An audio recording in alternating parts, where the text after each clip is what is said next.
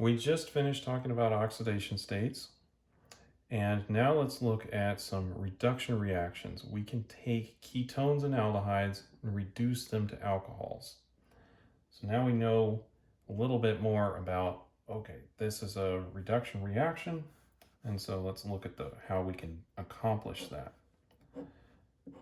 So I'll just pull out one of the examples that we were using in our oxidation state video, and we'll reduce it to the alcohol. Now there's a couple of ways that we can do this. We can use sodium borohydride,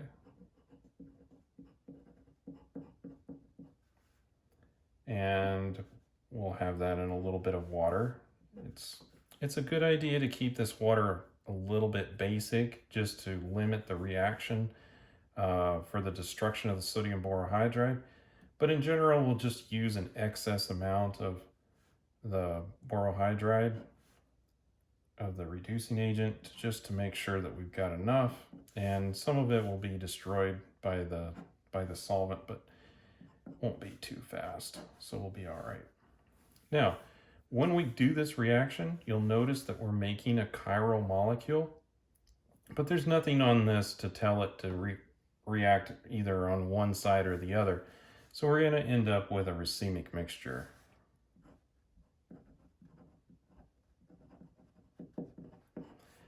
Now, sodium borohydride is not the only way to do this reaction. In fact, probably a better way in terms of just yields is to use lithium aluminum hydride. Now, this is more powerful, and you're going to have to be careful about your reaction conditions with this reagent.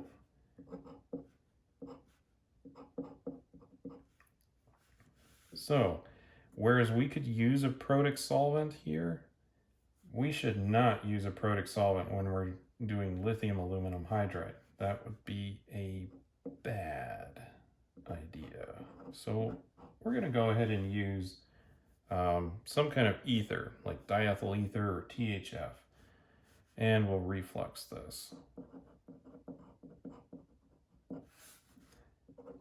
After that, we will have to add in an acid workup step. So we can just add in some ammonium chloride and a little bit of water. This is going to do a couple of things. One, it's going to protonate the oxygen that we have here, because this is really going to generate H negative. It's going to attack the ketone. That will put some electrons up here. We'll just need to protonate that in the acid workup step. It will also destroy any remaining lithium aluminum hydride. You want to be careful when you're doing this because this is very reactive. So you want to make sure that most of this is already gone before you start adding in reagents to purposely destroy things. So you can do this with a ketone. You can also do it with an aldehyde. So if I just look at benzaldehyde, which maybe you've eaten a little bit of it. Its artificial almond flavor is benzaldehyde. So if you buy the flavoring agent in a grocery store and you look at it, you'll see that it's dissolved in alcohol just so that it's not pure benzaldehyde, and you'll get an almond taste and aroma. It's quite pleasant.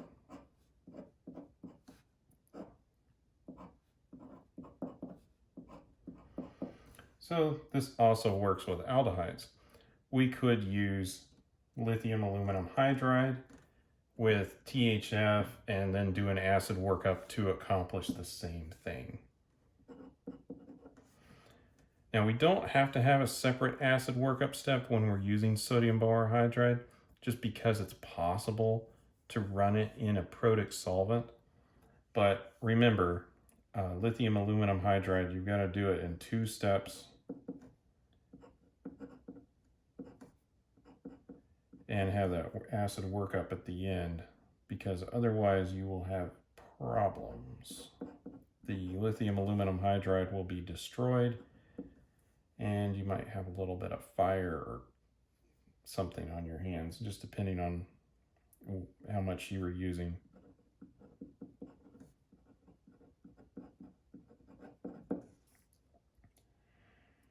Now, in general, you'll notice that if you use a ketone, you will get a secondary alcohol, and it would be racemic if it's chiral. If you have an aldehyde, you'll get a primary alcohol. So just kind of note that that's a way to make either secondary or primary alcohols. It's great. Sometimes when we're doing a synthesis, we want the ketone there. We can do alpha hydrogen, alpha carbon kind of attacks, do some substitution, whatever we need on there. Then we can go ahead and get rid of the ketone in a reduction reaction or do something like that when we're building up the molecule to be a little bit bigger. So it's useful. So let's just look at the mechanism for this.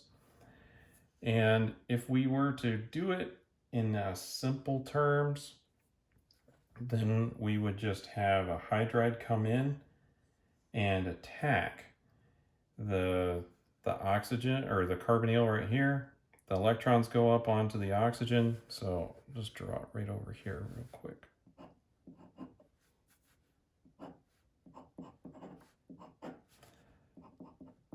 So if we're trying to simplify this down, we can say that lithium aluminum hydride or sodium borohydride will generate H negative in the solution.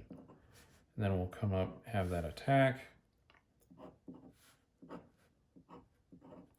We'll be left with the charged oxygen up here. Got our new hydrogen on there. And then we just need to protonate this. Maybe just have some water in the solution like that. And then we make the alcohol.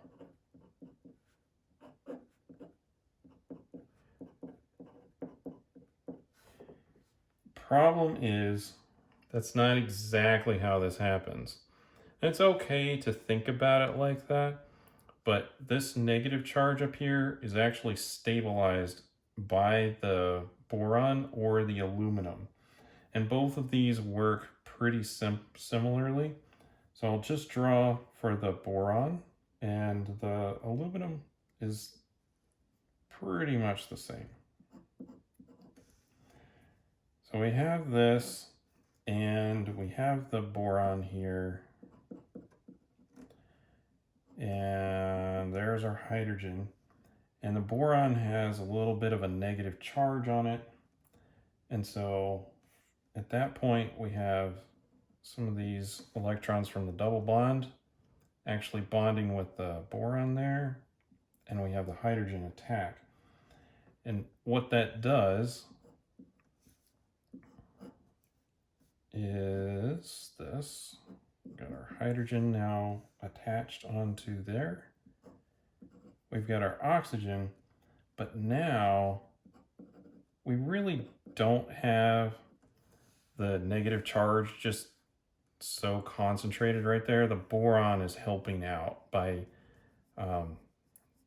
providing a little bit of support here.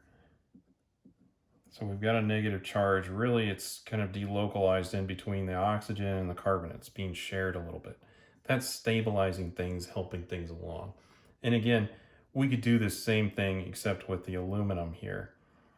Then we'll have some whatever acid workup, or let's just say it's water here. Does a little switch there. So now what we end up with, same product. same kind of thing, but over here,